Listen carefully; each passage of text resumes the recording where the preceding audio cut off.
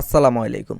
গত সপ্তাহে চিন্তাভাবনা করেছিলাম আমি কিছু কবুতর বিক্রি করব। তবে বিভিন্ন কাজের ঝামেলার কারণে সেই কবুতরগুলো আমি হাটে নিয়ে যাইতে পারি নাই। ফাইনালি আজকে চিন্তাভাবনা করছি না এটা নিয়েই যাব। তো একদম ভোরবেলা সকালবেলা 6:30টার দিকে আমি ঘুম থেকে উঠে গেছি। এরপরে ফ্রেশ ট্রেশ হয়ে 7টার দিকে আমি এই কবুতরগুলো বের করার জন্য দরজা খুলছি। যখনই দরজা খুলছি আমি আজকে মোট 4টা কবুতর নেব, এর মধ্যে 2টা উড়ে চলে গেছে আর বাদ বাকি আমি কোনো রকম 2টা ধরতে পারছি। তার কারণ আমার যে দরজা খোলার সিস্টেমটা সেটা ভুল হয়েছিল। আমি যদি বড় পাট্টাটা না উঠায় যদি আমার যে ছোট খোপ আছে সেইটা যদি উঠাইতে পারতাম তাহলে হয়তো আমি সুন্দর মতন এই 4টা কবুতর ধরতে পারতাম। এখন আসি মূল কথায়, এই 4টা কবুতরের মধ্যে কোন 4টা কবুতর আমি বিক্রি করতেছি। তার কারণ আমার কিন্তু কবুতরই এমনিতেই অল্প, এখনো বিক্রি করার মতন কবুতর আমার হয় নাই বা সেরকম অ্যাভেলেবল কবুতর কিন্তু আমার না। এই যে 4টা কবুতর বিক্রি করব এর মধ্যে 2টা হচ্ছে আমার সিঙ্গেল যে মেয়ে কবুতর আছে সেই 2টা, কারণ এই 2টাকে জোড়া দেওয়ার জন্য কিন্তু আমি 2টা পুরুষ কবুতর নিয়ে এসেছিলাম একসাথে। এর মধ্যে দুর্ভাগ্যবশত আমার কিন্তু একটা কবুতর উড়ে চলে গেছে আর আরেকটা ছিল। তো যেই কবুতরটা ছিল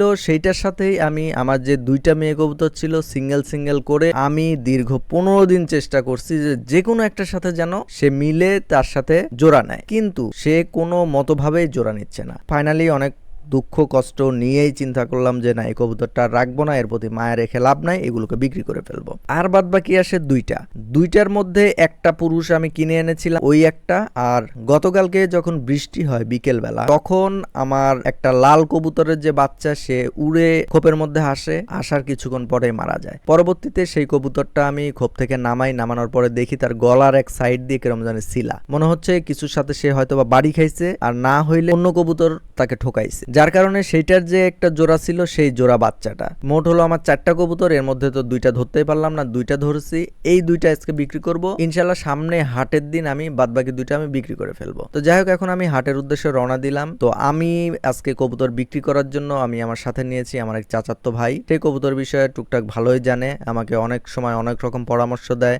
আমার কবুতর প্রয়োজন হলে সে কিনে এনে দেয়, অনেক সময় আমার কবুতর বিক্রি করে দেয়। যেহেতু আজকের দিনটা আমি ফাঁকা ছিলাম, আজকে সেরকম কাজের একটা ঝামেলা ছিল না, তাই চিন্তা ভাবনা করলাম যে না, ওর সাথে গিয়ে আমিও এই কবুতরগুলো বিক্রি করে আসি। হাটের মধ্যে এসে দেখি আমার মতন আরো অনেকে আসছে যারা কবুতর বিক্রি করবে, কিন্তু একটা সমস্যা হলো যখন কবুতরগুলো নিয়ে এসে রাখলাম তখন দেখলাম যে খুরসা ক্রেতা, এক কথায় যারা কবুতর কিনে লালন পালন করে বা বাসার জন্য নেয়, সেরকম কোনো ক্রেতাই আমার চোখে পড়লো না। যারা আছে সবগুলো হলো এখানকার ব্যবসায়ী, এই কবুতরের ব্যাপারী, যার কারণে তারা এরকম দাম বলে যেটা কবুতরের আসলে দাম না। তারা এখানে একটা সিন্ডিকেট করে বসে, তার কারণ কোনো তো উপায় নেই, তাদের কাছেই বিক্রি করতে হবে, আর যদি বিক্রি না করা হয় তাহলে বাসাতে রিটার্ন নিয়ে আসতে হবে। কিছু করার নাই, অনেকক্ষণ আমি অপেক্ষা করেছি, প্রায় 1 থেকে 1.5 ঘন্টা। তার কারণ এক কম দামে আমি ছেড়ে দিব এটা আর কি মনের সাথে কেমন জানি আমার মানতেছিল না। আমি নিজেকে মানাইতে পারতেছিলাম যে আসলে আমি যখন কিনতে আসি তখন দেখি এত দাম দিয়ে আমি কবুতর কিনি, আর বিক্রি করতে আসলাম দাম নাই। একজন যেরকম দাম বলবে অন্যজন এসে তার থেকে আরো 20 টাকা কম বলবে, কিন্তু এর উপর দিয়ে কেউ কখনো কিনবে না, কারণ তারা ভেবে নিয়েছে এই কবুতরগুলো যারা নিয়ে আসছে বা যেই কবুতরগুলো হাটে আসছে তাদের কাছে দিয়ে যাইতে তারা বাধ্য।